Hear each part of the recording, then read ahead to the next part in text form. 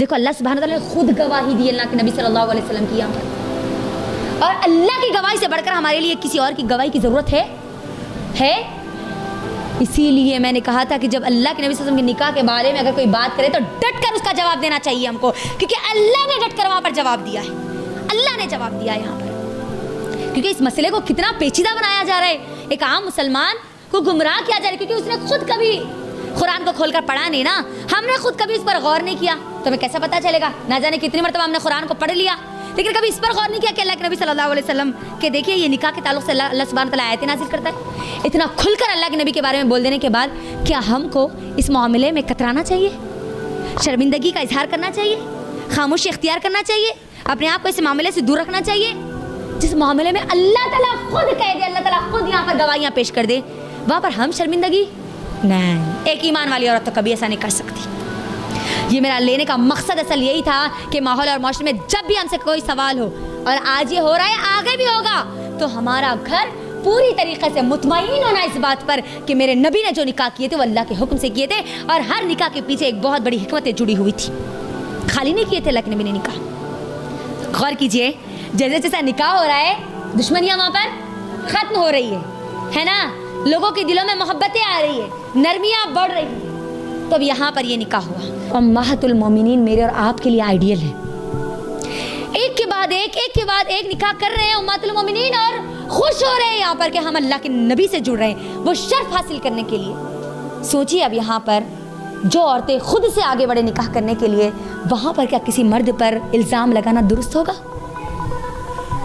سوچیے، اور اللہ سبحانہ و تعالیٰ نے ان کے یہ اعراض کرنے والے، اعتراض کرنے والے، اللہ کے نبی پر الزام لگانے والے، ان لوگوں کے لیے ایک اور منہ توڑ جواب اللہ نے سورہ احزاب میں تمام امہات المومنین کو کہہ دیا تھا کہ جو چاہے اللہ کے نبی کے پاس رہے، اور اگر کوئی دنیا پسند کرتی ہے تو اللہ کے نبی ان کو کچھ دے کر ان کو رخصت کر دیجیے، ان کو آپ کے نکاح سے اگر یہ جانا چاہتی تو ان کو چھوڑ دیجیے۔ لیکن تمام کی تمام امہات المومنین، سورہ احزاب کی آیتیں ہیں، تمام کے تمام امہات المومنین نے کہا کہ نہیں، ہم دنیا کو ترجیح نہیں دیتے، ہم اللہ کے نبی کی زوجیت میں رہنا چاہتے ہیں۔ یہ بھی آفر تھا۔ اب ہمارے لیے، ہماری جو امہات المومنین کو اللہ نے تیار کیا ہے نبی صلی اللہ علیہ وسلم کے ذریعے، میرے اور آپ کے لیے تیار کیا تھا، میرے مجھ سے اور آپ تک دین کے پیغام کو پہنچانے کے لیے کیا تھا۔ اب جب وہ میرے اور آپ کی آئیڈیل ہے تو مجھ کو اور آپ کو ان کے آئیڈیل بنانا ہے۔ انہوں نے اپنی زندگی اللہ کے دین کے لیے قربان کی تھی، تو کیا ہم نہیں کر سکتے؟ کیا 4 سال ہم عالمیت کے لیے نہیں لگا سکتے؟ پڑھنے کے لیے نہیں لگا سکتے؟ وہ اپنی زندگیاں لگا دی، اللہ اکبر، خوشی خوشی، چاہے اللہ کے نبی ان کا مہر ان کو دے یا نہ دے، ان کا حق ادا کرے یا نہ کرے، ان کو کھلائے یا نہ کھلائے، ان کو دنیا کی کوئی چیز پوچھے یا نہ پوچھے، کوئی دے یا نہ دے، بس ترجیح دے دیا اللہ سبحانہ و تعالیٰ کو۔ اور اتنی محبت جو اللہ کے نبی سے تھی، کس وجہ سے تھی؟ اللہ سبحانہ و تعالیٰ کی وجہ سے تھی نا، ایمان کی وجہ سے تھی نا۔ تو آئیے ایمان کو ترجیح دیجیے، اپنے اوپر دنیا داری کو ہٹائیے، امہات المومنین کو اپنا آئیڈیل بنائیے۔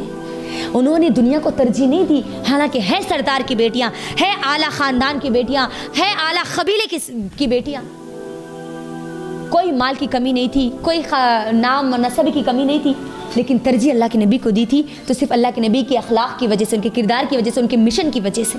اور مشن کیا تھا؟ اللہ کے نبی صلی اللہ علیہ وسلم کے اس دنیا سے جانے کے بعد بھی لوگوں کو دین کا پیغام پہنچائے۔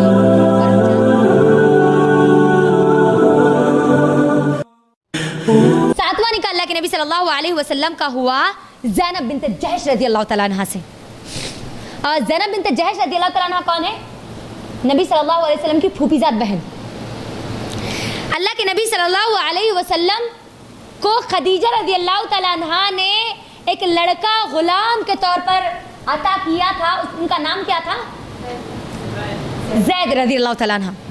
زید رضی اللہ تعالیٰ عنہ کو اس وقت ان کی باپ کا نام معلوم نہیں تھا، بعد میں معلوم ہوا، زید بن حارث۔ تو یہ جو غلام، جو لڑکا تھا اللہ کے نبی صلی اللہ علیہ وسلم کو جو خدیجہ رضی اللہ تعالیٰ عنہ نے دیا تھا، یہ بچہ اس وقت 8 سال کا تھا۔ اور جب یہ نبوت کی سب چیزیں ہوتی گئی، جب مدینہ چلے گئے تو یہ لڑکا بھی نکاح کے قابل ہو گیا۔ اور جب 15 سال کا جب یہ ہو چکے تھے، جب ان کے باپ کو پتہ چلا، کیونکہ یہ آزاد تھے، کچھ قبیلے نے ان کو لوٹ لیا تھا، ان کے گھر والوں کو، اور لوٹ کر یہ ان کے بیٹے کو بھی لا لیا تھا، اور لا کر کیا بنا دیا تھا؟ غلام بنا دیا تھا۔ زید رضی اللہ عنہ پہلے آزاد تھے، پھر ان کو کیا کیا گیا؟ غلام بنا دیا گیا تھا، پہلے سے غلام نہیں تھے یہ. تو اللہ کے نبی صلی اللہ علیہ وسلم کے پاس یہ خبر آئی کہ ان کے جو والد ہے وہ زندہ ہے، اور ان کے والد کو پتہ چلا کہ ان کا بیٹا زندہ ہے. ان کے والد آئے اللہ کے نبی کے پاس اور کہنے لگے کہ میں یہ جو ہمارا آپ کے پاس جو غلام ہے نا وہ ہمارا بیٹا ہے، آپ جو لینا چاہتے ہیں لے لیں اور ہمارے بیٹے کو دے دیں. تو اللہ کے نبی نے کہا کہ ہم کو کچھ لینے کی ضرورت نہیں ہے، ہاں اگر آپ کے بیٹا اگر آپ کو پہچان لے گا کہ آپ اس کے والد ہیں اور آپ کا بیٹا اگر آپ کے ساتھ جانا چاہتے ہیں تو ہم اس کو آپ کے ساتھ رخصت کر دیں گے، دے دیں گے آپ کو. زید رضی اللہ عنہ جس وقت ان کے باپ وہاں پر آئے تھے اللہ کے نبی کے پاس، زید بن حارث رضی اللہ عنہ اس وقت گھر میں نہیں تھے. جب وہ آتے ہیں اپنے باپ کو دیکھ کر پہچان لیتے، گلے سے لگا لیتے. پھر اس کے بعد ان کے باپ کہتے کہ چلو بیٹا اپنے کو جانا ہے، میں آ چکا ہوں، اب اپنے باپ کے ساتھ جانا ہے. تو انہوں نے کہا کہ نہیں، میں نہیں آنا چاہتا، میں اللہ کے نبی کے ساتھ رہنا چاہتا ہوں. کیونکہ اللہ کے نبی سے بہترین اخلاق میں نے کسی کے نہیں دیکھے. ان کے بہترین معاملات، کبھی اللہ کے نبی نے زید رضی اللہ عنہ کو اف تک نہیں کہا، اللہ اکبر. کبھی ان کے ساتھ کوئی بد کلامی نہیں کی، کبھی ان کے اوپر ہاتھ نہیں اٹھایا. رحم کا ہمیشہ معاملہ کرتے، شفقت کا ہمیشہ معاملہ کرتے. تو سوچئے وہ بندہ کیسے اللہ کے نبی کو چھوڑ کر جاتا. انہوں نے کہا کہ نہیں، میں نہیں جاؤں گا. تو پھر اللہ کے نبی صلی اللہ علیہ وسلم نے ان کو آزاد کر دیا تھا. اب آزاد کر دینے کے بعد جو لوگوں میں مشہور ہو چکا تھا کہ یہ زید رضی اللہ تعالیٰ عنہ کیونکہ آزاد ہو چکے، نبی صلی اللہ علیہ وسلم کے پاس رہ رہے، تو منہ بولا بیٹا بنا دیا تھا نبی صلی اللہ علیہ وسلم کا. تو لوگ کیا کہہ رہے تھے اس وقت؟ زید بن محمد پکار رہے تھے. زید رضی اللہ عنہ کو کیا پکار رہے تھے؟ اور اللہ کے نبی صلی اللہ علیہ وسلم بھی اس کے اندر خاموش تھے. کوئی اللہ کے نبی نے نہیں کہا کہ مت کہو. اللہ کے نبی کو بھی اس کے اندر یہ تھا کہ چلو کوئی اس کے اندر حرج کی بات تھوڑی ہے کہ وہ لوگ زید بن محمد کہہ دیں. تو اب یہاں پر منہ بولا بیٹا تھے زید بن حارث رضی اللہ تعالیٰ عنہ، اور زینب بنت جہش جو رضی اللہ تعالیٰ عنہ جو تھی، یہ تو تھی ایک زبردست اونچے خاندان کی. اور اللہ کی نبی صلی اللہ علیہ وسلم کی خواہش تھی کہ ان دونوں کا نکاح ہو جائے.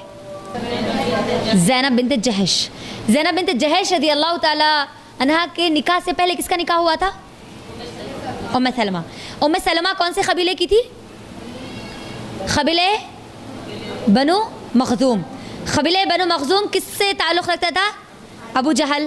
اور جب ام سلمہ کا نکاح ہوا تو یہ ابو جہل کا پورا کا جو قبیلہ تھا وہ پورا ٹھنڈا پڑ گیا. ہمارے دامادی اب پورے رشتہ دار بن گئے، سسرالی رشتہ دار بن گئے.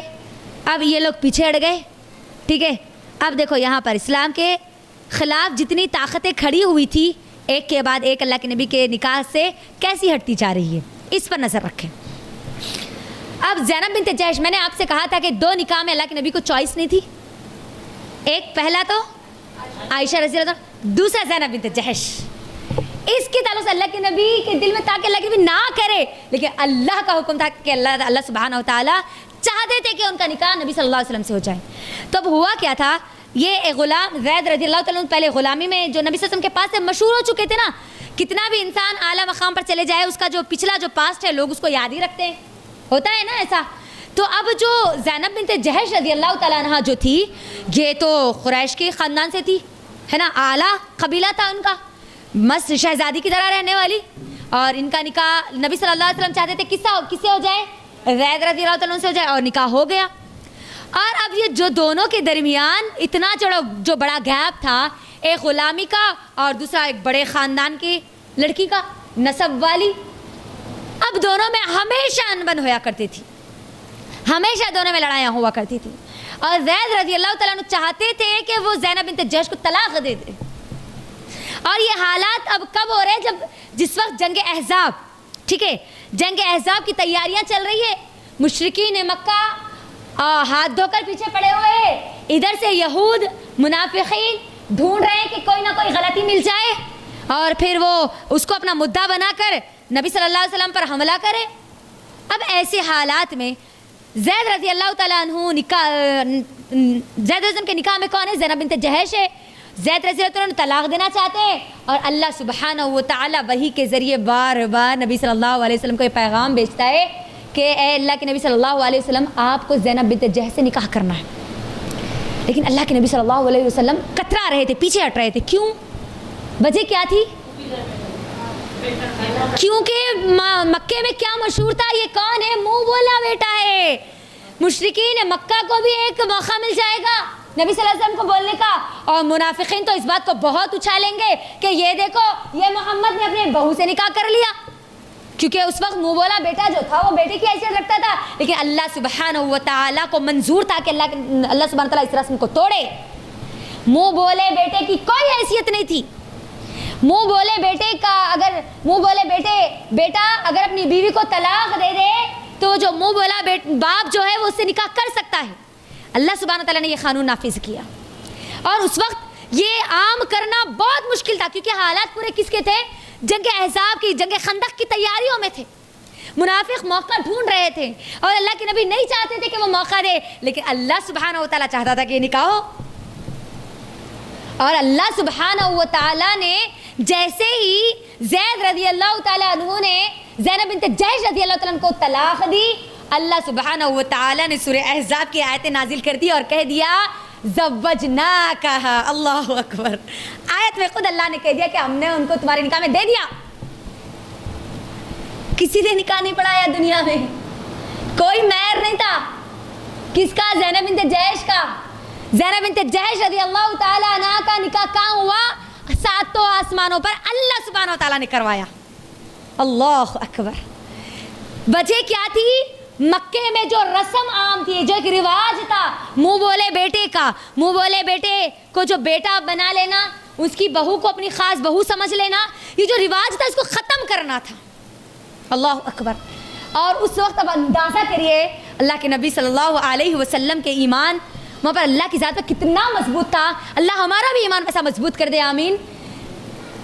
کسی نے نہیں دیکھا، کوئی گواہ نہیں ہے اس بات کا، اور اوپر سے وہ کوئی عام عورت نہیں ہے، وہ بیٹا جو مشہور ہو چکا ہے، منہ بولا بیٹا، ان کی بیوی ہے، اور کوئی گواہ بھی نہیں ہے۔ تو سوچو اللہ کے نبی صلی اللہ علیہ وسلم کے لیے کتنی مشکلات تھی۔ آسان نہیں تھا، لیکن اللہ رب العالمین کا حکم ہے، بس آپ کو ماننا ہے، نو چوائس۔ اب یہ موقع مل گیا آج کے ہمارے مشرکین کو بھی، آج کے ہمارے منافقین کو بھی، جو آج میڈیا میں بار بار اچھال رہے ہیں کہ یہ کیسا نبی ہے جس نے بہو سے شادی کر لی۔ بے وقوفوں کو یہ بات سمجھنے کی ضرورت ہے کہ وہ اللہ کے نبی کی بہو تھی نہیں، پہلی بات یہی تو بتانا مقصد تھا، اور اللہ رب العالمین کا حکم تھا، نبی صلی اللہ علیہ وسلم کی چوائس نہیں تھی، اللہ کے نبی صلی اللہ علیہ وسلم کا مرضی نہیں تھی، اس کے اللہ کے نبی نہیں چاہتے تھے کہ وہ نکاح ہو، لیکن اللہ چاہتا تھا۔ جب اللہ چاہتا تھا تو بات ختم، تمام دروازے بند، تمام باتیں ختم، جب اللہ کا حکم آ جائے بس۔ اور اللہ کا حکم تھا، اللہ نے ڈائریکٹ کہہ دیا کہ ہم نے آپ کو ان کی زوجیت میں دے دیا، بس جائیے، اب سیدھا جائیے کس کے پاس؟ زینب بنت جحش کے پاس جائیے، جا کے ان کو اپنے پاس لے کر آئیے۔ یہ نکاح ہوا تھا زینب بنت جحش رضی اللہ تعالیٰ عنہ۔ اسی لیے زینب بنت جحش رضی اللہ تعالیٰ عنہ تمام کی تمام بیویوں میں رشک کیا کرتی تھی کہ آپ سب کا نکاح یہاں ہوا اور میرا نکاح اللہ سبحانہ و تعالیٰ نے کروایا، رشک کیا کرتی تھی۔ تو اب یہاں پر غور کیجئے، جو جتنے نکاح اللہ کے نبی کے ہو رہے ہیں نا، یہاں پر سب کے پیچھے کچھ نہ کچھ بیک گراؤنڈ ہے، خالی نہیں ہے۔ کوئی پسند آ گئی، چلو لیے، شادی کر لی۔ اللہ کے نبی کا ایک بھی ایسا معاملہ نہیں تھا، ایک بھی نہیں ایسا معاملہ نہیں تھا۔ اب یہاں تک کتنی نکاح ہو گئے اللہ کے نبی کے؟ 7 نکاح ہو گئے۔ 2 کا انتقال ہو چکا تھا، برابر 2 کا کس کا انتقال ہو چکا تھا جی؟ اور ام المساکین زینب بنت خزیمہ، کیونکہ 8 مہینے ہی اللہ کے نبی صلی اللہ علیہ وسلم کی زوجیت میں تھی، اس کے بعد انتقال ہو گیا۔ اب یہاں پر ہوا کیا، تمام لوگوں نے نبی صلی اللہ علیہ وسلم پر الزامات لگانا شروع کر دیے۔ کیسے؟ کہ 4 نکاح تک تو پورے کے پورے لوگ خاموش تھے، ٹھیک ہے؟ کیوں؟ کیونکہ 4 نکاح کی اجازت دی گئی تھی، برابر 2 بیویوں کا انتقال ہو گیا۔ زینب بنت جحش کے نکاح سے پہلے صرف 4 بیویاں تھیں۔ جیسے ہی زینب بنت جحش کا نکاح ہوا، اب اس کے بعد منافقین پورے ٹوٹ پڑے۔ کیوں؟ کیونکہ 5واں نکاح بھی ہو گیا۔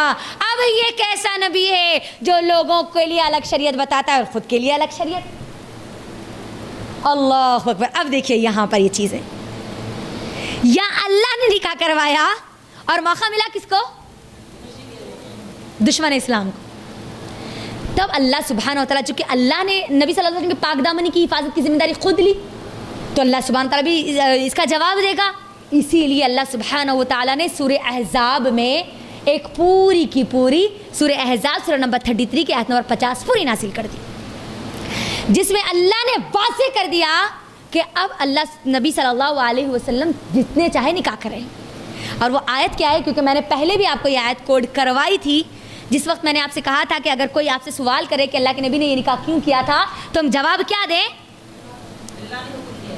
اور اس کی دلیل کیا ہے؟ 50.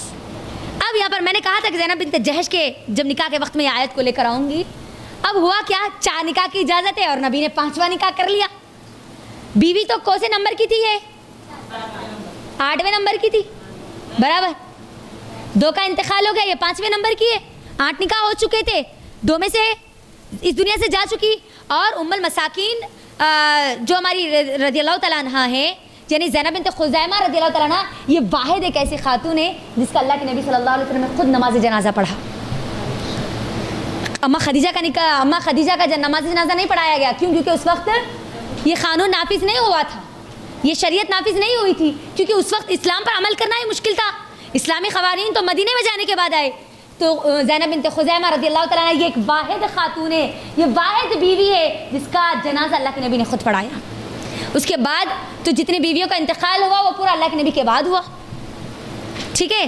تو اب یہاں پر اللہ سبحانہ و تعالیٰ نے خود نبی صلی اللہ علیہ وسلم کے پاک دامنی کی گواہی دی اب اس آیت میں. اب وہ آیت کیا ہے؟ اب یہاں سے سنیے. اب اس کے بعد جتنے بھی نکاح ہوں گے نا، اب وہ پورے نکاح کی شرطیں اللہ سبحانہ تعالیٰ نے بیان کر دی. ٹھیک ہے. یہ بڑی اہم آیت ہے، اور یہ آیت جب بھی بیان کی جاتی ہے تو مس کوڈ کرتے ہیں، صحیح طریقے سے کوڈ نہیں کرتے، اس کو صحیح طریقے سے اس کا بیک گراؤنڈ نہیں بتاتے، جس کی وجہ سے لوگ گمراہ ہو جاتے ہیں. ہمارے مسلمانوں کو گمراہی کا شکار بنایا جاتا ہے. اور ایک عام ذہن رکھنے والا انسان جس نے اللہ کے نبی کو نہیں پڑھا، جس نے کبھی قرآن کی یہ پس منظر کو نہیں پڑھا، وہ تو یہ سن کر کنفیوز ہو جائے گا. اس کو کنفیوز کرنے کے لیے کافی ہے اس کو اگر اوپر نیچے اگر اس کا بغیر پس منظر کے اگر رکھا جائے. تو وہ آیت کیا ہے؟ اللہ سبحانہ و تعالیٰ کہتے ہیں اعوذ باللہ من الشیطان الرجیم بسم اللہ الرحمن الرحیم یا ایہا النبی انا احللنا لک ازواجک اللاتی آتیت اجورہن وما ملکت یمینک مما افاء اللہ. پہلے تو اللہ سبحانہ و تعالیٰ نے کیا کیا؟ جیسے مشرکین مکہ یہ سوال اٹھا رہے تھے، 4 نکاح دوسروں کو کہتے ہیں اور خود 5واں نکاح کر لیے، نعوذ باللہ. نبی صلی اللہ علیہ وسلم پر ایسے الزامات، ایسے الفاظ استعمال کیا کرتے تھے وہ لوگ. اللہ سبحانہ و تعالیٰ نے کہہ دیا اے نبی صلی اللہ علیہ وسلم انا احللنا لکا، ہم نے حلال کیا ہے آپ کے لیے، اب آپ چاہے تو جتنا چاہے نکاح کریں. اللہ نے اجازت دی، لوگوں نے اجازت نہیں دی. نبی صلی اللہ علیہ وسلم جتنے بھی نکاح کریں گے اس کی اجازت کس کی طرف سے ہے؟ اللہ سبحانہ تعالیٰ کی طرف سے. اور اللہ نے کیا کہا یہاں پر؟ ازواجک اللاتی آتیت اجورہن، ان لوگوں کو اپنے پاس رکھے جن کو آپ نے مہر ادا کر دیا. اب یہ جتنے بھی تھے پورے مہر ادا کیے ہوئے تھے. حالانکہ اللہ کے نبی پر واجب نہیں تھا کہ اللہ کے نبی صلی اللہ علیہ وسلم اپنی بیویوں کو مہر ادا کرے یا نہ کرے. ٹھیک ہے. چاہے تو ادا کرے چاہے تو نہ کرے، اللہ کے نبی پر کوئی ضروری اور لازم نہیں تھا جیسے عام لوگوں کے لیے تھا. تو پہلے ان لوگوں کے بارے میں بول دیا گیا، کیونکہ ان لوگوں سے جو نکاح ہوا، جن پر جو سوال اٹھائے جا رہے ہیں زینب بنت جہش رضی اللہ تعالیٰ عنہ کے تعلق سے سوال اٹھائے جا رہے، جواب دیا سورہ احزاب پوری کی پوری جو اتری نا. اور آج جتنے مشرکین، جتنے اسلام ہیں، جتنے اسلام کے دشمن ہیں، پورے کے پورے سورہ توبہ کو کوڈ کرتے ہیں، سورہ احزاب کو کوڈ کرتے ہیں. یہی 2 سوروں کو بہت زیادہ کوڈ کرتے ہیں، کیونکہ سورہ توبہ میں جہاں مشرکوں کو پاؤ قتل کر دو وہ ایک آیت، اس کو مس کوڈ کیا جاتا ہے. حالانکہ اس کا پس منظر کیا تھا پچھلے درس میں رکھ چکی ہوں آپ لوگوں کے درمیان. اب یہ جو کوڈ کیا جاتا ہے وہ کس وجہ سے کیا جاتا ہے؟ یہاں پر یہ زینب بنت جہش رضی اللہ تعالیٰ عنہ کے نکاح پر. تو اس کا جواب اس آیت میں ہے. آگے کی آیت میں آپ کو بتاؤں گی کہ کیسے اللہ سبحانہ و تعالیٰ نے نبی صلی اللہ علیہ وسلم کو اجازت دی. اب اجازت یہاں تک اب کھلی اجازت تھی، جس سے چاہے اللہ کے نبی صلی اللہ علیہ وسلم نکاح کر سکتے تھے. لیکن اب نکاح اللہ کے نبی صلی اللہ علیہ وسلم کو کرنے کی اجازت تو ملی، لیکن کچھ کنڈیشن اللہ سبحانہ تعالیٰ نے آگے لگا دی. نکاح آپ چاہے جتنے چاہے کر لیں، لیکن وہ اللہ کی طرف سے ہے. ان کا آپ مہر پہلے جن کا مہر ادا کر دیا ان کو اپنے پاس رکھیں. اب اس کے بعد اللہ نے کیا کیا؟ وما ملکت یمینک، اور کون؟ لونڈیاں. ٹھیک ہے. وہ لونڈیاں جو آپ کے اختیار میں دی گئی ہے، چاہے تو آپ وہ اب آپ کے اختیار میں، چاہے تو آپ ان کو آزاد کر کے ان سے نکاح کر لیں یا آپ اپنے پاس رکھ لیں. یہ ایک اختیار دیا گیا نبی صلی اللہ علیہ وسلم کو. اب اس کے بعد اللہ سبحانہ تعالیٰ نے یہاں پر ایک حد لگائی نبی صلی اللہ علیہ وسلم کے لیے. کیا کہا اللہ سبحانہ تعالیٰ نے؟ علیک و بنات عمک و بنات عماتک و بنات خالک و بنات خالاتک خالاتک التی ہاجرنا معک. اب اللہ نے یہاں پر کیا کیا؟ آپ اب کس سے نکاح کریں؟ اب اپنے خاندان والوں سے آپ کو نکاح کرنا ہے. کس سے یہاں پر اللہ نے کیا خاص طور پر انڈیکیٹ کیا کر دیا؟ امیکا اپنے چچا زاد بہنوں سے، اماتکا اپنے پھوپھی زاد بہنوں سے، ٹھیک ہے. اور اس کے بعد اللہ نے کیا کیا؟ خالکا اپنے ماموں زاد بہنوں سے، ممیری بہنوں سے. پھر اس کے بعد خالاتکا خالہ کی بیٹیوں سے. اب یہاں پر بتایا کیا گیا؟ آپ اپنے خاندان کی لڑکیوں سے نکاح کر سکتے ہیں. کتابی عورت سے اللہ کے نبی نکاح نہیں کر سکتے. نبی کے لیے یہ جائز نہیں کہ وہ کتابی عورت سے نکاح کرے. کتابی عورت کس کو کہا جاتا ہے؟ کتابیہ کس کو بولا جاتا ہے؟ یہود اور نصارہ کی عورت جس کو کتاب دی گئی. یہود اور نصارہ کی جو عورتیں ہیں ان کو کتابی عورتیں کہا جاتا ہے. جیسے عام لوگوں کے لیے، عام مسلمانوں کے لیے قرآن میں یہ حکم ہے چاہے تو وہ کتابی عورت سے نکاح کر سکتے ہیں لیکن اس کے الگ شرائط ہے. لیکن اللہ کے نبی کے لیے اجازت نہیں تھی، وہ کسی کتابی عورت سے نکاح نہیں کر سکتے تھے. تو یہاں پر اب اللہ نے کیا کیا؟ اب آپ نکاح کریں گے تو کس سے؟ لونڈیاں آپ کے اختیار میں ہیں، اور چاہے تو لونڈیاں آپ کے جو اختیار میں آ رہی ہے یا آئے گی، آپ ان کو چاہے تو آزاد کریں یا اپنے پاس رکھیں یا ان سے نکاح کر لیں. آپ کے لیے وہاں پر اب اختیار ہے. جو پہلے سے نکاح میں ہے یعنی جس کا مہر ادا کر چکا وہ ہے. اور اب اگر آپ کو آگے کرنا ہے تو آپ کو کس سے کرنا پڑے گا؟ اپنے خاندان کی لڑکیوں سے. اور صرف خاندان کی لڑکیوں سے نہیں، آگے اللہ نے کیا کہا؟ ہاجرنا معک. ان لوگوں، وہ عورتیں، وہ لڑکیاں آپ کے خاندان کی بھی وہ جنہوں نے آپ کے ساتھ ہجرت کی. یعنی ساتھ میں ہجرت کا مطلب یہ نہیں ہے کہ اللہ کے نبی کے ساتھ کریں، یعنی جنہوں نے ایمان کے لیے، اپنے ایمان کی حفاظت کے لیے ہجرت کی، اپنے گھر کو چھوڑا، اپنی چیزوں کو چھوڑا، مکے کو چھوڑا، مدینہ آئی، دین پر قائم رہی، قربانیاں دیتی چلی گئی. آپ ایسی عورتوں سے نکاح کر سکتے ہیں، ٹھیک ہے. اب اس کے بعد اللہ سبحانہ و تعالیٰ نے یہاں پر کیا کہہ دیا؟ اور ایسی عورتیں جو نبی صلی اللہ علیہ وسلم کو اپنے آپ کو مکمل طور پر ہبا کر دے. اپنے آپ کو کس کے حوالے کر دے؟ اللہ کے نبی کے لیے ہبا کر دے.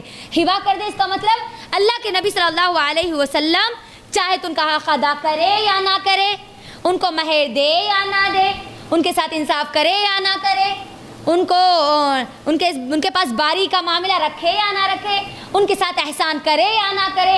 یعنی اب اللہ کے نبی صلی اللہ علیہ وسلم میرے کوئی حقوق ادا کرے یا نہ کرے، میں نے اپنے آپ کو مکمل طور پر اللہ کے نبی کے حوالے کر دیا. بس ایسی عورتوں سے آپ نکاح کر سکتے ہیں.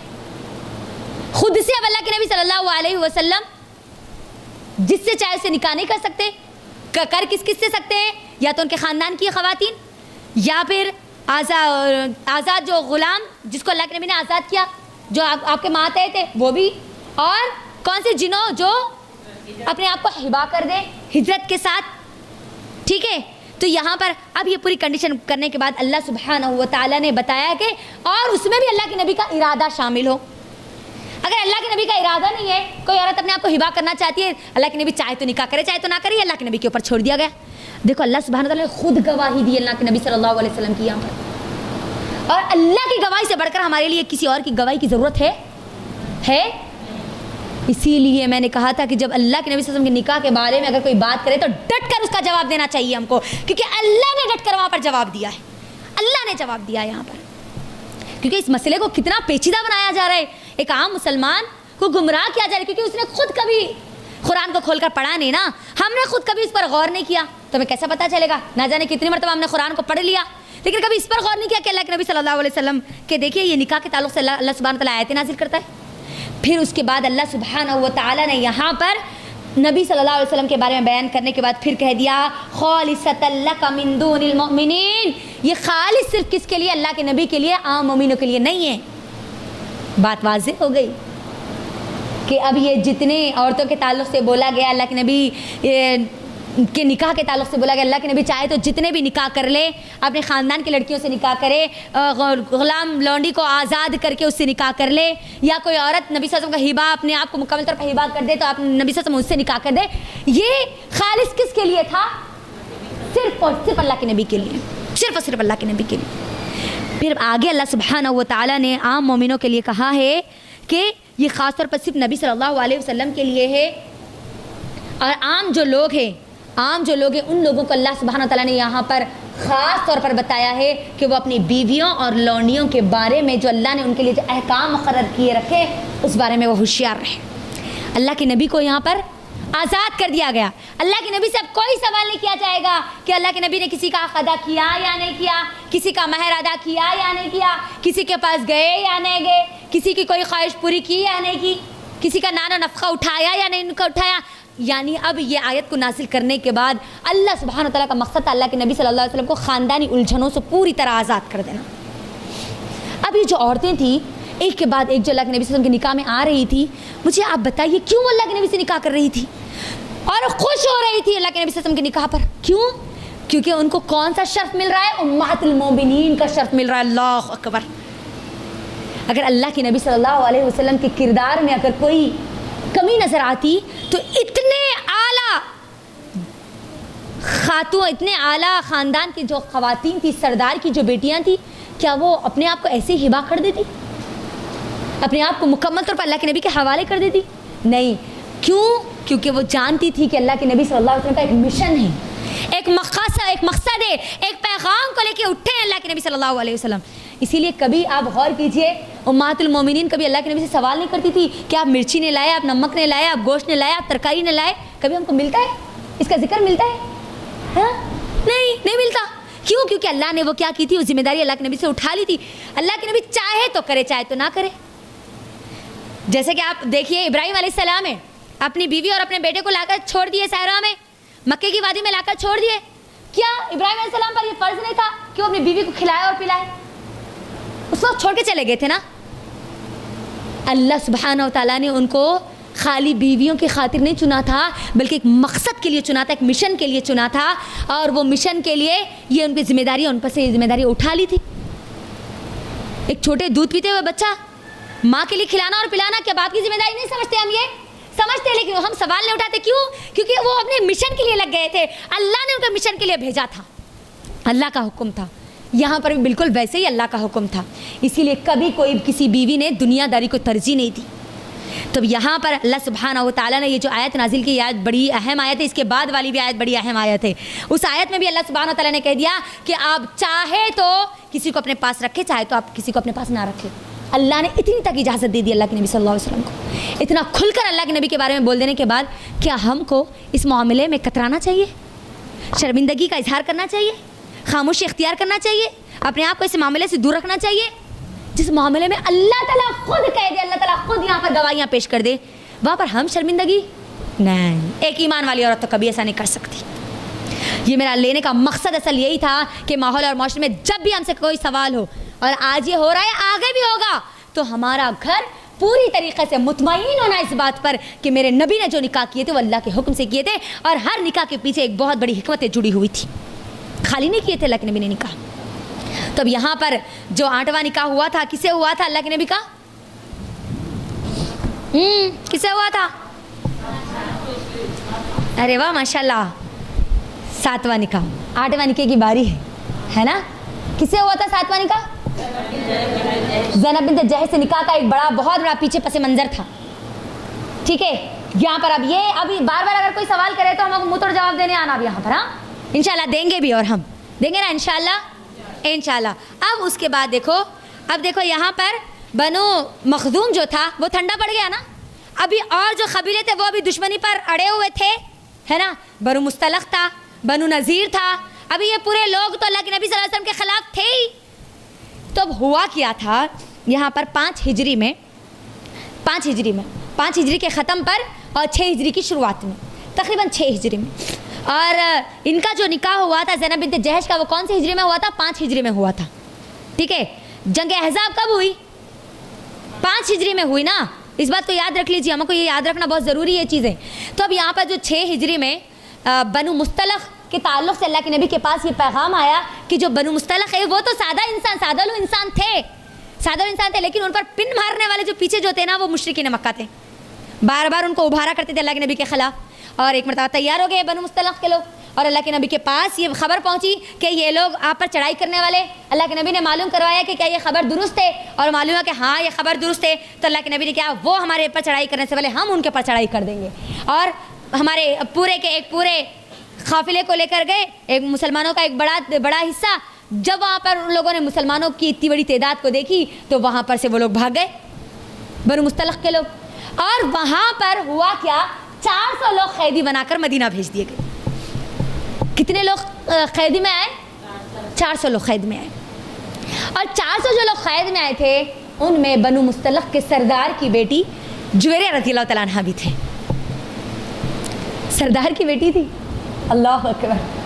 اور ہم جانتے ہیں کہ سردار کی بیٹیاں یعنی شہزادیاں، ان کا رہن سہن، ان کا چال ڈھنگ، ان کا کھانا پینا، ان کا اوڑھنا بچھونا سب کچھ شہزادیوں کی طرح، اللہ اکبر۔ تو اب ہوا کیا، یہ جویریہ رضی اللہ تعالیٰ عنہ جو تھی، کیونکہ غلام کی حیثیت سے آئی تھی وہ مدینہ، تو یہ جس کے حصے میں گئی تھی، کیونکہ جب غلام لونڈیاں آتی تھی اللہ کے نبی بانٹ دیا کرتے تھے، ہے نا، خالی نہیں رکھا کرتے تھے، ان لوگوں کو خالی نہیں چھوڑا کرتے تھے۔ تو ثابت بن قیس رضی اللہ تعالیٰ عنہ کے غلامی میں کون آئی تھی؟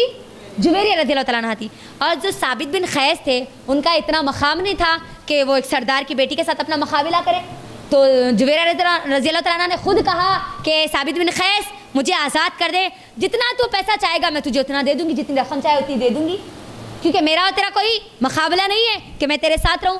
اور یقیناً ایک جو سردار کی جو بیٹی ہے وہ غلامی کی زندگی میں رہنا پسند نہیں کرتی، ہے نا۔ تو کیونکہ جویریہ رضی اللہ عنہ یہ جو بات کہی تھی، جویریہ رضی اللہ تعالیٰ عنہ کو اس بات کا یقین تھا کہ مکے میں جو محمد صلی اللہ علیہ وسلم ہے وہ ان کی ضرور مدد کریں گے۔ اور ثابت بن قیس کو انہوں نے کیا کہا، تم کو جتنی رقم چاہیے میں تمہیں دے دوں گی، تم مجھے آزاد کر دو۔ تو ثابت بن قیس نے ان کو کیا کیا، آزاد کر دیا، اور یہ گئی اللہ کے نبی کے پاس اور کہنے لگی اے محمد میری آزادی کی جو رقم ہے وہ مجھے دینی ہے۔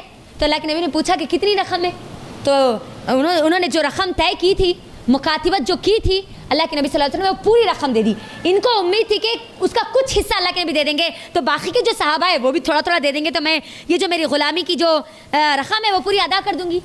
لیکن جب انہوں نے دیکھا کہ اللہ کے نبی نے پوری رقم ادا کر دی تو اللہ اکبر، قربان ہو گیا اللہ کے نبی صلی اللہ علیہ وسلم کے اس اخلاق پر، اور آزاد ہوگی۔ پہلے غلامی کی، نبی صلی اللہ علیہ وسلم نے رقم ادا کی تھی تو وہ کس کے ماتحت آ گئی تھی؟ اللہ کے نبی صلی اللہ علیہ وسلم کے ماتحت آ گئی تھی۔ اللہ کے نبی صلی اللہ علیہ وسلم نے ان کو آزاد کر دیا۔ آزاد کرنے کے بعد ان سے نکاح کیا، کیونکہ اللہ نے سورہ احزاب میں اجازت دی تھی نا، چاہے تو آپ اپنی غلام لوڈیوں کو آزاد کر کے نکاح کر لیں۔ اور عائشہ رضی اللہ تعالیٰ عنہ کہتی ہے کہ جویریہ رضی اللہ تعالیٰ عنہ کی طرح بابرکت نکاح میں نے کبھی نہیں دیکھا، کبھی نہیں دیکھا۔ ہوا تو اب پیچھے کتنے لوگ تھے قیدی میں ابھی، خواتین، اور اگر پورے لوگوں کو دیکھا جائے اور اگر لونڈیوں کو تقسیم کر دیا جائے تو 100 ایسے مرد تھے جو کہ ابھی بھی غلامی میں تھے۔ 400 میں اگر آپ دیکھیں، بعض لوگ وہ تھے جنہوں نے رقم دے کر اپنے آپ کو آزاد کر لیا تھا۔ تو اماں عائشہ کہتی ہے کہ اتنا جو بہترین جو برکت والا نکاح تھا نا، وہ برکت والا نکاح کیوں بنا؟ کیونکہ جیسے ان کا نکاح ہوا، جو مسلمان تھے جن کے قید میں یہ بنو مستلق کے جتنے لوگ تھے، ان سب لوگوں کو مسلمانوں نے کیا کیا، صحابہ اکرام نے کیا کیا، اب یہ اللہ کے نبی کے رشتہ دار بن گئے، سسرالی رشتہ دار بن گئے۔ تو ہمارے اوپر اس بات کا حق نہیں ہے کہ ہم اماں جویریہ رضی اللہ تعالیٰ عنہ کے قبیلے کے لوگوں کو اپنے پاس غلام بنا کر رکھے اور تمام کے تمام لوگوں کو آزاد کر دیا۔ اللہ اکبر، سوچیے اب کیا اثر پڑا ہوگا اب اس وقت۔ اور جو بنو مستلق کے جو لوگ تھے جو اللہ کے نبی کی دشمنی پر اڑے ہوئے تھے، جیسے ان کو پتا چلا کہ ان کی بیٹی کا نکاح محمد رسول اللہ صلی اللہ علیہ وسلم سے ہوا، وہ تو اپنی پوری دشمنی میں پورے کے پورے ٹھنڈے پڑ گئے۔ اب وہ کبھی اللہ کے نبی کے آگے نہیں آئے۔ غور کیجئے، جیسے جیسا نکاح ہو رہا ہے دشمنیاں وہاں پر ختم ہو رہی ہے نا، لوگوں کے دلوں میں محبتیں آ رہی ہے، نرمیاں بڑھ رہی ہیں۔ تو اب یہاں پر یہ نکاح ہوا، تو اب یہاں پر کتنے نکاح ہو گئے؟ 8 نکاح ہو گئے۔ 9th نکاح کی طرف آئیے، یہ بھی بڑا زبردست ہے۔ 9th نکاح یعنی 90واں نکاح ہوا تھا اللہ کے نبی صلی اللہ علیہ وسلم کا ام حبیبہ رضی اللہ تعالیٰ عنہ سے۔ اور ام حبیبہ رضی اللہ تعالیٰ عنہ جو تھی وہ کس کی بیٹی تھی؟ کسی کو ہے تھوڑا سا اندازہ کس کی بیٹی تھی، کس خاندان سے تھی؟ مکے میں دو قبیلے بہت زیادہ دشمنی پر اڑے ہوئے تھے. ایک بنو مخزوم, یہ تو اس کا تو پتہ کٹ چکا تھا. اب بچہ کون تھا؟ بنو امیہ. بنو امیہ سے کس کا تعلق تھا؟ ابو سفیان. ابو سفیان کی بیٹی کون تھی؟ ام حبیبہ رضی اللہ تعالیٰ عنہ. ام حبیبہ رضی اللہ تعالیٰ عنہ جو ہے, انہوں نے شروعات میں اسلام قبول کر لیا تھا, ابتدا میں اسلام قبول کر لیا تھا. اور ان کے جو شوہر تھے عبید اللہ, ان کے شوہر کے تعلق سے آتا ہے, ان کے شوہر کا نام یہ آتا ہے. یہ دونوں نے بھی کیا کی تھی؟ ہجرت کر لی تھی. آپ غور کیجئے, جتنے بیویاں, تقریباً بیویوں کا جو ذکر آ رہا ہے وہ شروع میں اسلام قبول کر چکی, اور سب قربانیاں دے رہی ہے, ہجرت کر رہی ہے. اب یہاں پر دیکھیے, ایک اعلیٰ خاندان کی ہے, بنو امیہ کے خاندان کی ہے, اور بنو امیہ کے سردار کی بیٹی ہے, اور کیا کر رہی ہے؟ محمد رسول اللہ صلی اللہ علیہ وسلم کے جو دین کو قبول کر چکی ہے, اور ہجرت کر چکی ہے, اپنے باپ کو چھوڑ چکی, اپنے خاندان کو چھوڑ چکی, اور ہجرت حبشہ کر چکی, حبشہ کی طرف جا چکی. اب جو ان کا شوہر تھا عبید اللہ, وہ تو ابتدا میں اسلام پر تھے, لیکن جب حبشہ چلے گئے, کیونکہ حبشہ میں کون سی حکومت تھی؟ حبشہ جو بادشاہ نجاشی تھا, وہ کون سے مذہب سے تھا؟ عیسائیت سے تھا, ہے نا, عیسائیت سے تھا, نصرانی تھا وہ. اسی لیے جعفر رضی اللہ تعالیٰ عنہ کے تعلق سے آتا ہے نا, جعفر رضی اللہ تعالیٰ عنہ کو جب یہ مشرکین مکہ جب وہاں پر گئے, تو جعفر رضی اللہ تعالیٰ عنہ نے مریم علیہ السلام کی جو آیتیں نازل کی تھی, مریم علیہ السلام کے تعلق سے وہ آیتیں پڑھ کر سنائی تھی. تو وہ عیسیٰ علیہ السلام کو ماننے والے عیسائی تھے. نجاشی جو تھا وہ بادشاہ عیسائی تھا. تو اب یہاں پر جو عبید اللہ تھے, ان کی کیا عادت تھی؟ یہ شراب پیتے تھے, اور اس وقت شراب کی حرمت ابھی نازل نہیں ہوئی تھی. آہستہ آہستہ اللہ تعالیٰ کہہ رہا تھا کہ رک جاؤ, نماز کی حالت میں, جب تم نماز پڑھو تو نشے کی حالت میں مت جاؤ. یعنی ابھی اللہ سبحانہ و تعالیٰ نے پوری طرح حرمت شراب کی نازل نہیں کی تھی, ابھی وہ آیت نازل نہیں ہوئی تھی. اب یہ دونوں کہاں پر ہے؟ کہاں پر ہے؟ ام حبیبہ اور عبید اللہ کہاں پر ہے؟ حبشہ میں ہے. اور حبشہ میں ہوا کہ اب دیکھو, یہاں پر باپ کو چھوڑ دیا, گھر کو چھوڑ دیا, خاندان کو چھوڑ دیا, خاندان کے نام کو چھوڑ دیا, سب چھوڑ دیا, چلے گئی وہاں پر. اب جب وہاں پر گئی تو وہاں پر ایک نئی مصیبت ان کا انتظار کر رہی تھی, ایک نئی آزمائش ان کے لیے تھی. اب جو عبید اللہ تھے, وہ شراب کی عادی تھے, اور وہاں جو کرسچن مشنریز جو تھے, نصرانی جو تھے, وہ کیا کرتے تھے؟ ان کو شراب سپلائی کیا کرتے تھے, دیا کرتے تھے پینے کے لیے. اب ان کے وہ جو اخلاق کو دے کر, نصرانیوں کے اخلاق کو دے کر عیسائیت قبول کر چکے. کون؟ ان کے شوہر. اللہ اکبر. اور ان کی بیوی کو بھی کہا کہ وہ عیسائیت قبول کر لے, لیکن ام حبیبہ نے کہا کہ نہیں, میں اسی دین پر رہوں گی جس دین پر قائم رہنے کے لیے میں اپنے سب چیزوں کو چھوڑ کر آئی تھی.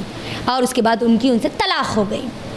اب آپ غور کیجئے, وہاں پر نجاشی جو بادشاہ تھا وہ اچھا تھا, عورتوں کی مدد کیا کرتا تھا, غریب و بیواؤں کی مدد کیا کرتا تھا. اب یہاں پر دیکھیے یہ طلاق کا غم.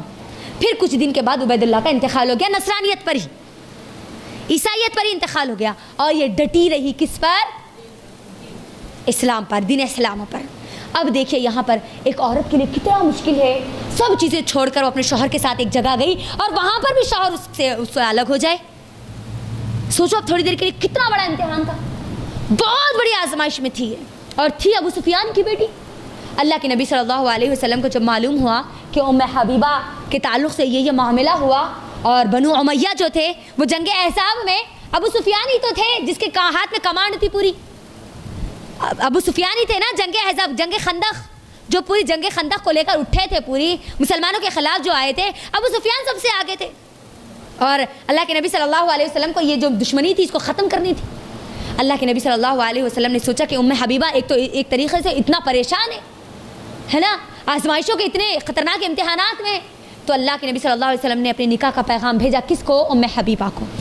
اب یہاں پر اللہ کا حکم کیا تھا آیت میں؟ کس سے نکاح کر سکتے ہیں؟ خاندان کی لڑکیوں سے. اور ابو سفیان اللہ کے نبی کے خاندان کے تھے, قبیلہ الگ الگ تھا لیکن تھے تو وہی خاندان کے. تو دیکھو وہاں پر آیت بھی کیا ہو گئی؟ پوری ہو گئی. اللہ نے اجازت دی تھی, ام حبیبہ کی طرف بھیجا. جب نجاشی کے پاس اللہ کے نبی صلی اللہ علیہ وسلم نے ام حبیبہ کا نکاح کا پیغام بھیجا, تو نجاشی کا جو ایک غلام تھا ابراہا کو کہا کہ جاؤ جا کر ام حبیبہ کو یہ پیغام بھیجو کہ مدینے کے جو سردار ہے محمد رسول اللہ صلی اللہ علیہ وسلم جو ہے وہ آپ سے نکاح کرنا چاہتے ہیں, جس پر وہ ایمان لائی. اللہ اکبر. جیسے ہی وہ یہ خوشخبری سنتی ہے، ابراہ آ کر وہ لونڈی جو غلام آ کر جیسے ہی یہ ام حبیبہ کو یہ بات سناتے ہیں، ام حبیبہ اتنا خوش ہوتی ہے کہ اپنے کان کی بالیاں، اپنے گہار، اپنے ہاتھوں کے کنگن سب نکال کر خوشی کے طور پر اس کو دے دیتی ہے، جا یہ سب تیرے لیے، کیونکہ آج تو نے بہت بڑی خوشخبری سنائی۔ اللہ سوچیے اب یہاں پر خود بادشاہ جو نجاشی تھا وہ نکاح پڑھاتا ہے اللہ کے نبی صلی اللہ علیہ وسلم کا، اور ولیمہ کرواتا ہے، اور پھر بھیجتا ہے ام حبیبہ کو کہاں؟ مدینہ۔ اور جس وقت اللہ کے نبی جب مدینہ بھیجے جویریہ رضی اللہ تعالیٰ ام حبیبہ رضی اللہ تعالیٰ عنہ کو جب حبشہ سے مدینہ بھیجے، اس وقت اللہ کے نبی مدینے میں نہیں تھے، بلکہ اللہ کے نبی صلی اللہ علیہ وسلم خیبر کے لیے نکل چکے تھے۔ اب یہ یہاں پر رہی، اب ان کی زوجیت میں یہ آ گئی۔ جیسے ہی ابو سفیان کو پتہ چلا کہ ام حبیبہ ان کی بیٹی محمد رسول اللہ کے نکاح میں آئی، بنو امیہ پورا دشمنی میں پورا ٹھنڈا پڑ گیا۔ اب اس کے بعد جنگ احزاب کے بعد آپ دیکھ لیجئے، جنگ جو خیبر فتح ہوا، یا اب اس کے بعد فتح مکہ جو ہوا، اب اس کے بعد جتنی چیزیں ہوئی، وہ کبھی بنو امیہ کے لوگ آگے لڑنے کے لیے نہیں آئے، کیونکہ اب وہ کیا بن چکے تھے؟ اللہ کے نبی صلی اللہ علیہ وسلم کے رشتہ دار بن چکے تھے۔ اب دیکھیں ام حبیبہ سے نکاح کا کتنا بڑا فائدہ ہوا۔ ایک تو ام حبیبہ ایک ایمان والی عورت جو قربانیاں دے رہی ہے، ہجرت کر رہی ہے، ہاں شوہر سے طلاق ہو گئی، اکیلی رہ رہی ہے، اور پھر انتقال بھی ہو گیا شوہر کا وہاں پر۔ تو اب یہاں پر ہوا کیا؟ دو فائدہ ہوا۔ ایک تو ام حبیبہ کو ایک بہترین شوہر مل گئے، اور دوسرا ابو سفیان وہاں پر ٹھنڈا پڑ گئے، پوری طرح ٹھنڈا پڑ گئے۔ اب جب یہاں پر خیبر کا واقعہ، خیبر جب گئے، یہ ایک نکاح ہو گیا، یہاں پر کتنے نکاح ہو گئے اب پورے؟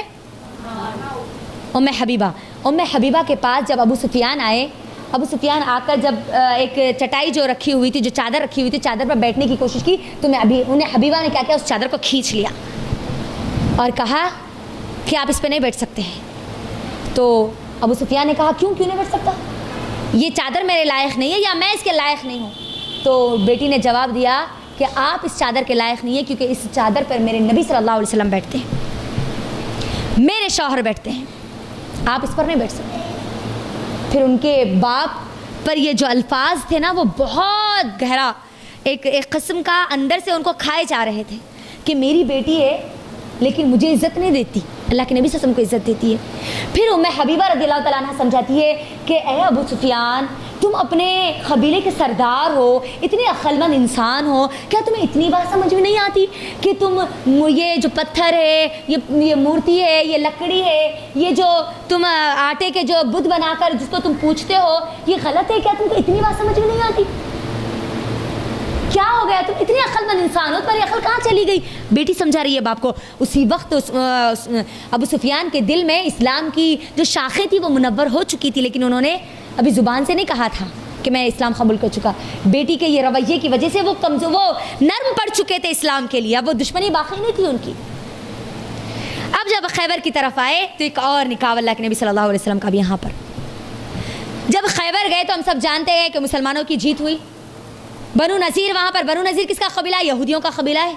یہ جو چیزیں ہیں یہ یاد رکھنے والی چیزیں ہیں، عام طور پر ہمارے جو ماحول اور معاشرے میں چیزیں نہیں آتی، لیکن ہم کو یاد رکھنے کی چیزیں ہیں۔ یہ نکاح پورے مکمل کرنا ضروری ہے، اسی لیے میں سب چیزیں آپ کو کے درمیان رکھ رہی ہوں۔ خیبر گئے، خیبر فتح کیا، اور خیبر میں جب فتح کر لیا تو وہاں سے بھی غلام آئے، ہے نا۔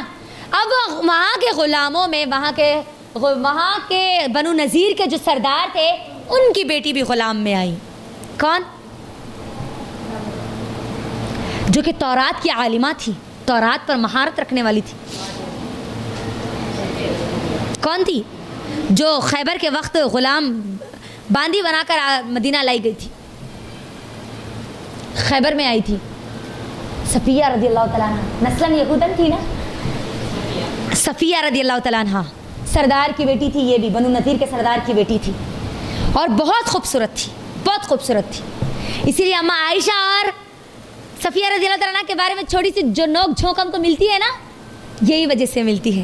انہوں نے کہا تھا نا، کیونکہ وہ خد میں کم تھی صفیہ رضی اللہ تعالیٰ عنہ تھوڑا سا، تو صفیہ ہماری جو عائشہ رضی اللہ تعالیٰ عنہ وہ کہا کرتی تھی نا کہ صفیہ تو ایسی ہے پھر بھی آپ اس کو اتنا کیئر کرتے ہیں، تو اللہ کے نبی صلی اللہ علیہ وسلم نے کہا تھا نا کہ عائشہ تمہارے جو الفاظ ہے وہ اتنے زہریلے الفاظ ہیں کہ اگر ان الفاظ کو سمندر میں گھول دیا جائے تو پورا کا پورا پانی زہریلا ہو جائے، ہے نا. تھوڑا سا انبن ہوا کرتی تھی کس سے؟ صفیہ رضی اللہ عنہا اور عائشہ رضی اللہ عنہا کی. اب یہ جو نکاح ہوا وہ نکاح کیسے ہوا؟ اب بنو نذیر یہ جد و دشمنی پر اڑا ہوا تھا. اللہ سبحانہ وتعالی نے لونڈیوں کی اجازت دی تھی. وہ غلام وما ملکت ایمانکم، جو تمہارے زیر نگران ہو، جو غلام تمہارے تحت آئے، تم چاہے تو ان کو آزاد کر کے نکاح کر لو. اب یہاں پر صفیہ رضی اللہ تعالیٰ عنہ جو غلام کی شکل میں آئی تھی، اللہ کے نبی صلی اللہ علیہ وسلم نے ان کو آزاد کر دیا. آزاد کر کے ان کے سامنے اسلام پیش کیا، اور وہ خود ابھی اسلام قبول کرنے سے پہلے اللہ کے نبی صلی اللہ علیہ وسلم کے بارے میں جان چکی تھی، کیونکہ خود تورات کی عالمہ تھی اور ان کے چہرے پر ایک نشان تھا. مفسرین لکھتے ہیں، صفی الرحمن مبارک پوری اپنی کتاب رحیق المختوم میں لکھتے ہیں کہ ان کے چہرے پر ایک چھوٹا سا نشان تھا.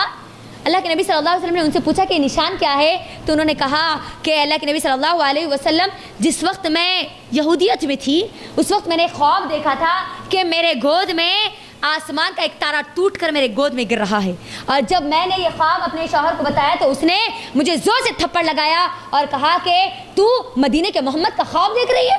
باپ اور ان کے جو شوہر تھے دونوں کو آپس میں ایک دوسرے سے بات کرتے ہوئے یہ بات سن چکی تھی کہ محمد صلی اللہ علیہ وسلم کے بارے میں، ان کے اخلاق کے بارے میں وہ جان چکی تھی. جیسے ان کو آزاد کیا گیا، آزاد کرنے کے بعد جیسے ان پر اسلام پیش کیا گیا، انہوں نے فوراً اسلام قبول کر لیا. اور اسلام قبول کرنے کے بعد اللہ کے نبی صلی اللہ علیہ وسلم نے ان سے نکاح کیا. اور یہ نکاح کب ہوا؟ اب یہ 7 ہجری میں ہوا. ٹھیک ہے، 7 ہجری. اب غور کیجیے، اب اللہ کے نبی نے آخری 3 سال کسی سے بھی نکاح نہیں کیا. اب یہ نکاح ہو گیا. جیسے ہی صفیہ رضی اللہ تعالیٰ عنہا نبی صلی اللہ علیہ وسلم کی بیوی بنی، بنو نذیر پورا کا پورا کیا ہو گیا؟ پوری دشمنی چھوڑ دی اس نے. یہ تو اب میری بیٹی کے خاندان کے ہیں، کیسے ہم ان سے لڑائی کر سکتے ہیں؟ کیسے ان سے ہم جھگڑا کر سکتے ہیں؟ کیسے ان کے خلاف سفارائی کر سکتے ہیں؟ نہیں کر سکتے. اب دیکھو یہاں پر کیا ہوا، فائدہ ہوا نہیں ہوا یہاں پر. اب یہ فائدہ ہو گیا. اب اس کے بعد آئیے جو اللہ کے نبی صلی اللہ علیہ وسلم کا جو نکاح ہوا تھا، 11واں جو نکاح تھا. پورے نکاح آ گئے ایک کے بعد ایک. آخری جو نکاح تھا وہ میمونہ رضی اللہ تعالیٰ عنہا سے تھا.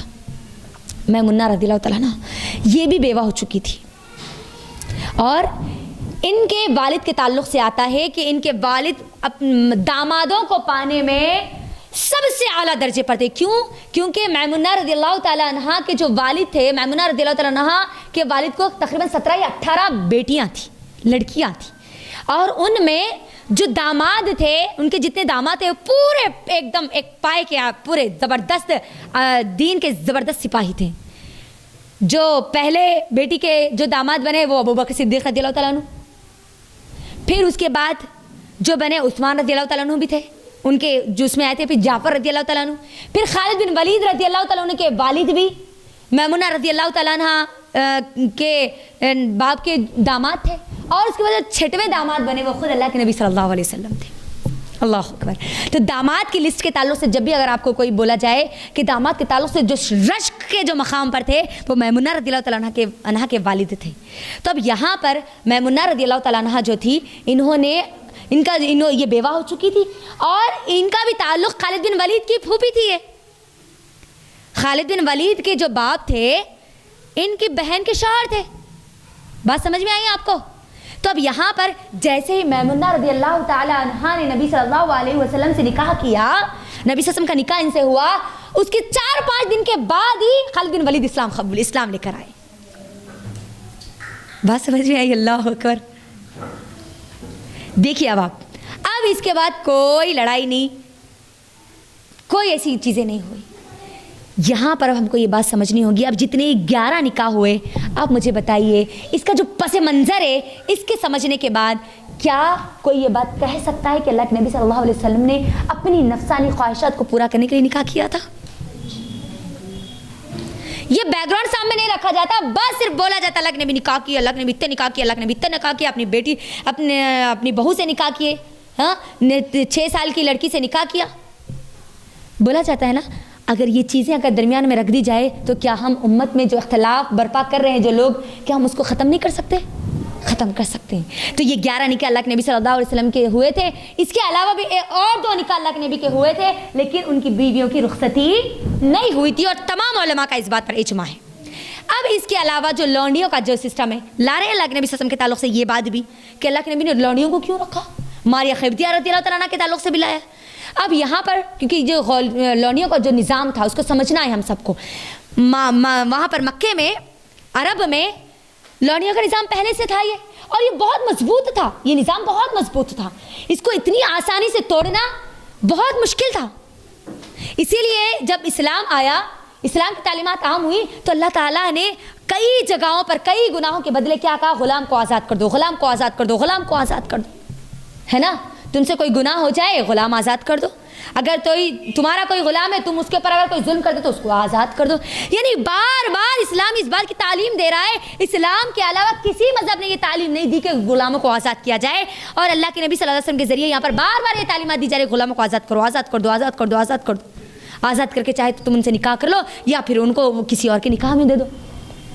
اب یہاں پر کیونکہ ماحول بہت ایک مضبوط بن چکا تھا نا، اور ان میں کچھ ایسی بھی غلام عورتیں تھیں جو کہ حاملہ بھی تھی، پریگننٹ بھی تھی، اور وہ ان کی اولادیں جو تھی کس سے تھی کیا تھی وہ کچھ پتہ نہیں چل رہا تھا، نسب کا معلوم ہی نہیں تھا، تو اسلام نے کیا کیا، اس کو ایک بہترین راستہ دیا اور کہہ دیا ٹھیک ہے یہ جو نظام ہے نا اس کو اتنا آسانی سے تو ختم نہیں کیا جا سکتا، لیکن جو باندیاں ہوں گی، جو غلام لونڈیاں ہوں گی، ان کے پاس اگر باپ ایک مرتبہ خرید جائے گا تو پھر بیٹا دوبارہ نہیں جائے گا، اور اس سے اگر اولاد ہوگی، باپ سے اولاد ہوگی تو اس کا پورا ذمہ دار کون ہوگا؟ وہ باپ ہوگا۔ اس کا نان و نفقہ اٹھانا، لاوارث نہیں چھوڑ دینا بلکہ پوری کے پورے حقوق ادا کرنا، اس کو وراثت میں بھی حق دینا، تمام کی تمام چیزیں دینا۔ اور اب اس کے لیے اللہ کے نبی صلی اللہ علیہ وسلم کو خود کو آئیڈیل بننا ضروری تھا، کیونکہ اللہ کے نبی صلی اللہ علیہ وسلم کے تعلق سے کیا ہے، لقد کان لکم رسول اللہ اسوۃ حسنہ۔ اب اس میں اللہ کے نبی کے لیے کوئی مثال نہیں تھی نا، تو اللہ سبحانہ و تعالیٰ نے مصر کے بادشاہ کی طرف سے 2 لونڈیاں غلامی میں آئی، ایک تھی ریحانہ رضی اللہ تعالیٰ عنہ اور دوسری تھی ماریہ قبطیہ رضی اللہ تعالیٰ عنہ۔ اور ماریہ قبطیہ رضی اللہ تعالیٰ عنہ وہ ہے جن سے ابراہیم پیدا ہوئے تھے، نبی صلی اللہ علیہ وسلم کے بیٹے، جو کہ 1.5 سال کے بعد جن کا انتقال ہو گیا۔ اللہ کے نبی صلی اللہ علیہ وسلم اگر چاہتے تو جویریہ رضی اللہ تعالیٰ عنہ اور صفیہ رضی اللہ عنہ کی طرح آزاد کر کے ان کو نکاح میں لے سکتے تھے، لیکن کیوں نہیں کیا؟ کیونکہ امت کو کیا کرنا تھا؟ ایک مثال دینا تھا، اسی لیے اللہ کے نبی صلی اللہ علیہ وسلم نے ان کو آزاد نہیں کیا۔ اور یہاں پر اللہ کے نبی صلی اللہ علیہ وسلم پر الزام لگایا جاتا ہے کہ اللہ کے نبی غلامی کا سسٹم لائے، غلامی کا سسٹم لائے، جبکہ اللہ کے نبی غلامی کے سسٹم کو توڑنے کے لیے آئے تھے، پورا مٹانے کے لیے آئے تھے۔ یہاں پر یہ چیز تھی۔ ریحانہ رضی اللہ تعالیٰ عنہ یہ بھی اللہ کے نبی صلی اللہ علیہ وسلم کی غلامی میں تھی، لونڈی میں شامل تھی۔ تو یہاں پر یہ جو 2 لونڈیاں تھیں، 2 اور لونڈیاں کے تعلق سے آتا ہے، لیکن اس کے اندر اختلاف ہے۔ 4 لونڈیاں اللہ کے نبی کے پاس تھی بولا جاتا ہے، لیکن 2 کے اندر کوئی اختلاف نہیں ہے اور 2 میں اختلاف ہے۔ ہم کو یہ بات یاد رکھنا ہے۔ ایک وہ جو کہ زینب بنت جحش رضی اللہ تعالیٰ عنہ نے اللہ کے نبی کو ایک غلام ہبا کر دیا تھا، دے دیا تھا، ان کے تعلق سے، لیکن اختلاف ہے اس کے اندر، بس ہمارے علم میں ہو یہ بات میں آپ کے درمیان رکھ رہی ہوں۔ اب یہ جو پورا ٹاپک میں نے آپ کے درمیان رکھا، اس کے اندر اس بات کو یاد رکھیں، امہات المومنین میرے اور آپ کے لیے آئیڈیل ہے۔ ایک کے بعد ایک نکاح کر رہے ہیں امہات المومنین اور خوش ہو رہے ہیں یہاں پر کہ ہم اللہ کے نبی سے جڑ رہے ہیں، وہ شرف حاصل کرنے کے لیے۔ سوچیے اب یہاں پر جو عورتیں خود سے آگے بڑھے نکاح کرنے کے لیے، وہاں پر کیا کسی مرد پر الزام لگانا درست ہوگا؟ سوچئے۔ اور اللہ سبحانہ و تعالیٰ نے ان کے یہ اعراض کرنے والے، اعتراض کرنے والے، اللہ کے نبی پر الزام لگانے والے، ان لوگوں کے لیے ایک اور منہ توڑ جواب اللہ نے سورہ احزاب میں تمام امہات المومنین کو کہہ دیا تھا کہ جو چاہے اللہ کے نبی کے پاس رہے، اور اگر کوئی دنیا پسند کرتی ہے تو اللہ کے نبی ان کو کچھ دے کر ان کو رخصت کر دیجئے، ان کو آپ کے نکاح سے اگر یہ جانا چاہتی تو ان کو چھوڑ دیجئے۔ لیکن تمام کی تمام امہات المومنین، سورہ احزاب کی آیتیں ہیں، تمام کے تمام امہات المومنین نے کہا کہ نہیں، ہم دنیا کو ترجیح نہیں دیتے، ہم اللہ کے نبی کی زوجیت میں رہنا چاہتے۔ یہ بھی آفر تھا۔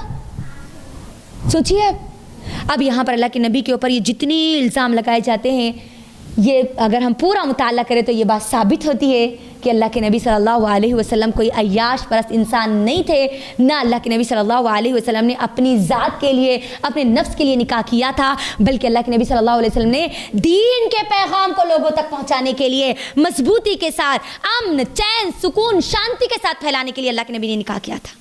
یہاں پر دیکھ لیجئے، ابو بکر صدیق، عمر رضی اللہ تعالیٰ عنہ، یہ دونوں آ گئے، رشتہ داری میں آ گئے، یہاں پر اسلام کا کام کرنا آسان ہو گیا۔ 2 بیٹے، 2 जो सिपह सालार थे वो दामादी में आ गए, कौन? उमर और उस्मान रज़ियल्लाहु तआला अन्हु। इनके लिए भी आसान है अब दीन की शहादत करना।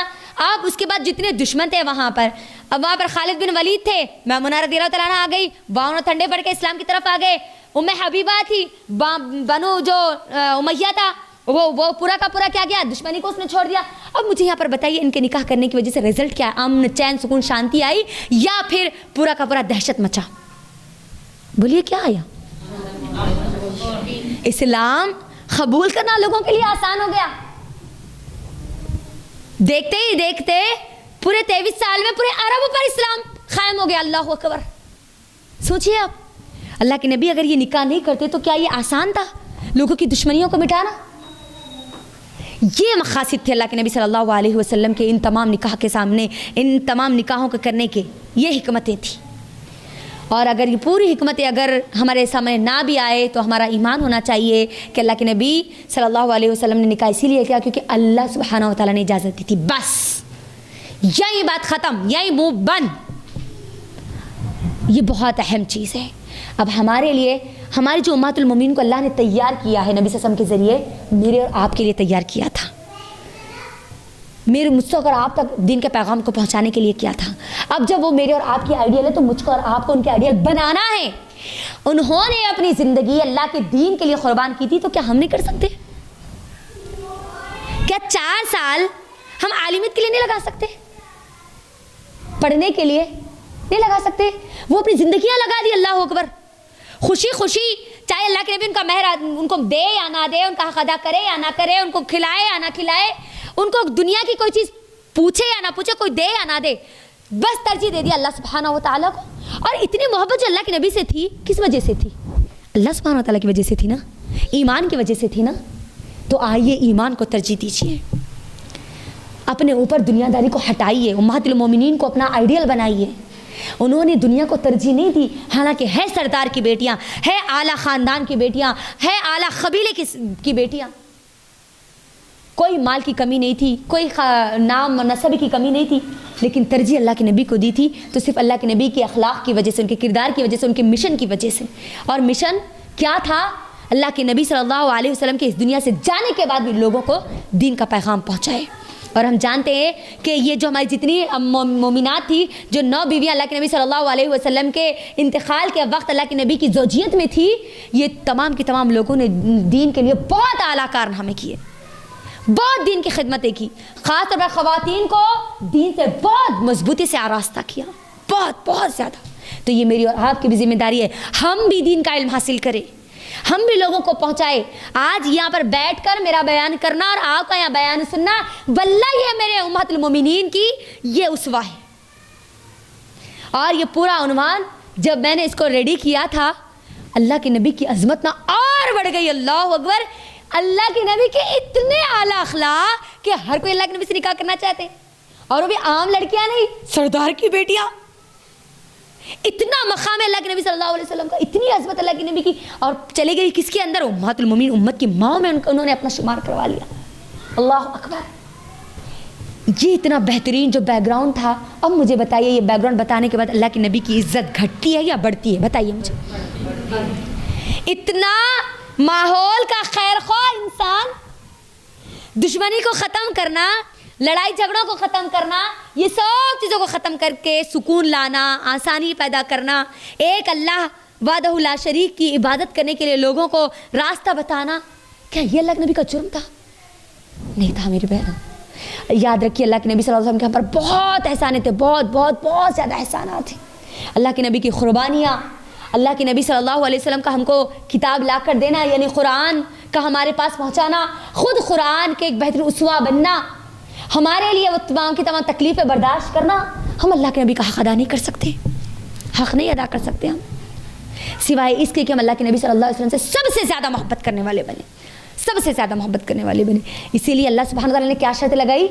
आप उस वक्त तक ईमान वाली नहीं बन सकती जब तक कि आप अल्लाह और उसके रसूल से सबसे ज़्यादा मोहब्बत करने वाली ना बन जाए। अब हमारे लिए, हमारे बाप से बढ़कर, हमारे शौहर से बढ़कर, हमारी औलाद से बढ़कर, हमारे माँ बाप से बढ़कर, हमारे माशरे, हमारे कबीले, कुंबे, सब लोगों के, आला लोगों के, तमाम लोगों के मकाम से बढ़कर हमारे लिए कौन है? جہاں اللہ کے نبی صلی اللہ علیہ وسلم کا حکم آ گیا اب میرے لیے سب پیچھے. حبیبہ نے اپنے باپ کو پیچھے کر دیا, اپنے خاندان کو پیچھے کر دیا, تو کیا میں اور آپ اللہ کے نبی کی محبت کا یہ ثبوت نہیں دے سکتے؟ اپنے گھر میں اللہ کے نبی کی عظمت کو بیان نہیں کر سکتے؟ یہ جو سوالات اٹھائے جا رہے ہیں اللہ کے نبی پر, اتنے گندے گھنونے الزامات لگائے جا رہے ہیں کہ ان کا جواب نہیں دے سکتے.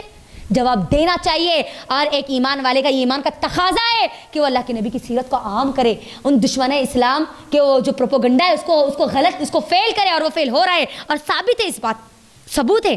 آپ اتنا جو چل رہا ہے نا, جو شور مچ رہا ہے پورے دنیا میں, مسلم کنٹریز کا پورا ایک جگہ ہو جانا, امام مکہ کا ایک پیغام نکل کر آنا, خطر کا پورے کے پوری طریقے سے انڈیا کے پورے پروڈکٹ کو بین کر دینا, پورے مسلمانوں کا اتحاد ایک طرف آ جانا, یہ ان کی ناکامی کی دلیل ہے.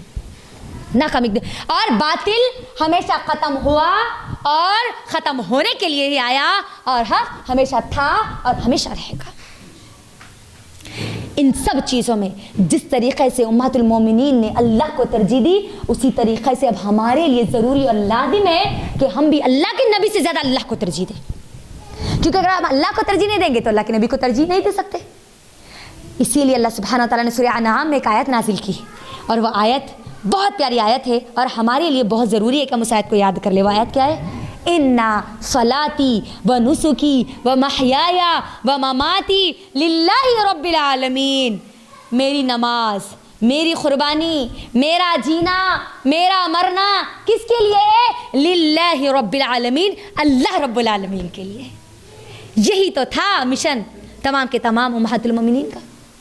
اور اللہ کے نبی جو مشن لے کر آئے تھے, اس مشن کو ہم کو آگے بڑھانا ہے, ہم کو آگے بڑھانا ہے.